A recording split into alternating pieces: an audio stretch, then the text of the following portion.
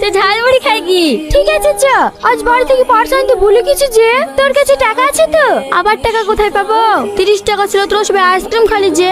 আরে চ চ, আমি থাকতে তোরা চাপলি সেখানে একবার চোখ মেরে দেবো তো ভ্যান সেদ্ধ দিয়ে দেবে। ঝালমুড়ি তো থাকলোই, পারিস বেশ। চ এই শোনো না, ঝালমুড়ি কত করি? 10 টাকা। কটা লাগবে আপনার? আপনি করো না তো, তোমার মতন হ্যান্ডসাম ছেলের মুখে লেনদেন শুনতে ভালো লাগে না। তুমি করে বলো কি হলো দেন। দিদিছি। তোমার নাম কি? আমার নাম রোহন। খুব সুন্দর নাম। তোমার কোনো গার্লফ্রেন্ড আছে? গার্লফ্রেন্ড কি?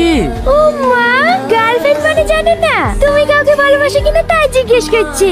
দাদি কোনো মেয়ের সাথে ভালোবাসা করতে মানা করেছে। কি বুকবি? আমার মতন সুন্দরী মেয়ে পেলে প্রেম করবে না? তোমার মতো? কত টাকা দেবো? না না